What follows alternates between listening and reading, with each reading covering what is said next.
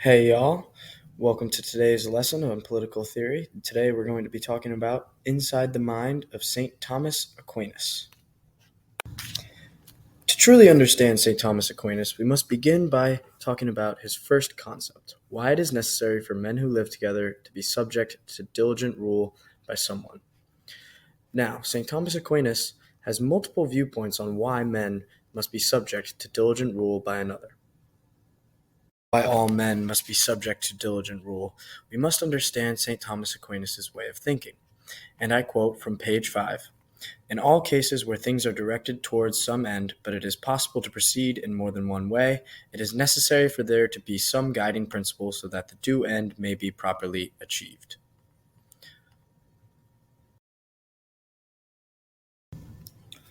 In short, mankind has an end, brought about by their actions, dictated by their reasoning. However, if mankind were to live in solitude, mankind would be the king over oneself. Nonetheless, mankind is a social animal, so to say, and inherently have no adaptabilities to care for oneself in nature, thus requiring the aid of others through communication and speech. Mankind is more advanced than the creatures whom we call animals. Without getting too caught up in detail, animals differ from humans for various reasons. Nonetheless, humans share an ability to communicate, which other creatures cannot. St. Thomas Aquinas believes it is only natural for mankind to live in fellowship. Therefore, and I quote from page 7, "It is necessary for there to be some means whereby such a community of men may be ruled." Why? Well, St. Thomas Aquinas believes that if each man living together were to pursue their self-interests, the community would break apart. Which brings us to the point of why someone must rule.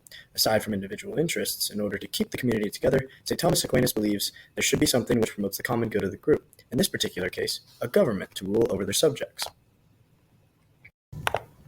Now that we have established that the community must obtain some form of government to provide the community with that guiding principle we discussed earlier, what does St. Thomas Aquinas believe is the best form of government? Well, St. Thomas Aquinas believes that a king is the best form of government. So, why is a king the best form of government? According to St. Thomas Aquinas, the task of anyone who rules is to secure the well-being of whatever it is that he rules. The well-being in this case is the common good of the community, which translates to the ruler's duty of procuring the preservation of unity within the community. So why is a king most suitable for this task? Well, St. Thomas Aquinas states, and I quote from pages 11 to 12, "Clearly, however, something which is itself one can bring about unity more effectively than something which is many can, just as the most effective cause of heat is that which is itself hot. Government by one is therefore more advantageous than government by several." Now, you may be wondering, isn't a king more likely to be corrupt? According to St. Thomas Aquinas, no. In his writings, he comes to the conclusion that tyrannical government more often arises from the rule of many than the rule of one. I quote from page 16. "Now, when it is necessary to choose between two alternatives, both of which involve danger, one should certainly choose that which is accompanied by the lesser danger. In this case, the dissension which follows government by several patrons is contrary to the good of the peace, and this is a good which is not taken away from tyranny, for a tyrant only takes away some of the goods of individual men. Nonetheless, there are pitfalls to both forms of government, but in this case, the lesser danger is with the king." Although the rule of one is the best form of government when the ruler is just, so the opposite is the worst. St. Thomas Aquinas believes that although a king may be the best option to rule, he does not deny that in the event the ruler is unjust, it is worse for the community than if the corruption was in the hands of a few. Why? Well, a government is unjust when the private good of the ruler is sought at the expense of the good of the community, and the further it departs from the common good, the more unjust the government will be. So why is the king's unjust rule departing farther than if the government was ruled by a few? To put St. Thomas Aquinas' words simply, just as it is more beneficial for a power which produces good to be more united, so is it more harmful for a power which produces evil to be united than divided. A king's power is unequivocally united, and therefore can be both the best or the worst form of government, depending on how just the king's rule is. Okay, now let's recap on what we have learned so far. First, we learned that humans are inherently social beings which cannot survive well on their own. For that reason, we know that humans require a community to live in. We also know that because there are different ways of achieving a common goal, there must be some sort of guiding principle, in this case, a ruler. We know that St. Thomas Aquinas believes it is best to have a king rule its subjects rather than an aristocracy or oligarchy, because the king is united in his power by being the only one with power. Therefore, the king has the power to bring about peace by being just, and by being unjust, tear the community apart. For St. Thomas Aquinas, he has a very different view from most political theorists on what to do when tyranny does take place. We know that the rule of one is preferred, and that it can turn into tyranny, which is the worst. So, how do you choose a king? In St. Thomas Aquinas' eyes, the best route to take when choosing a king is to, and I quote from pages 17 to 18, "It is necessary that the character of the man elevated to kingship by those to whom the duty of doing this belongs should be such that it is not probable he will decline to tyranny.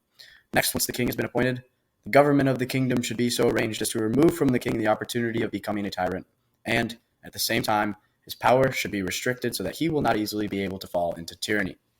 Yet, what if the safety measures in place fail and the king does begin to become tyrannical? Well, according to St. Thomas Aquinas, it is actually more beneficial to tolerate some degree of tyranny so as to not bring about a greater evil. Why? Because for those who take action against the tyrant and prove unable to prevail, they will have succeeded in provoking the tyrant to further savagery. And to further complicate things, if those who take action against the tyrant are successful and overthrow the tyrant, they will have given rise to too many dissensions in the populace, and the community would be divided among factions about what to do with the new ruling order. Nonetheless, it is important to take action in certain cases, according to St. Thomas Aquinas on page 20, and I state, in cases where it belongs by right to a community to provide a ruler for itself, that community can, without injustice, depose or restrain a king whom it has appointed, if he should abuse royal power tyrannically. Nor should such community be thought disloyal if it acts to depose a tyrant, even if the community has already pledged itself to him in perpetuity. In other words, if the king was appointed by the community, it is the community's job to hold him accountable in public discourse. To wrap things up for today's lesson, I would like to provide more insight on the mind of St. Thomas Aquinas and what he calls in his writings as the effects of law. The underlying question presented is whether it is an effect of law to make men good. St. Thomas Aquinas believes, and I quote page 96, that law is of no profit to man unless he obeys the law, but the very fact that a man obeys the law is due to his goodness. Therefore, goodness is a prerequisite rather than a consequence of law. Thank you all for listening, and I hope you learned a little bit more about St. Thomas Aquinas.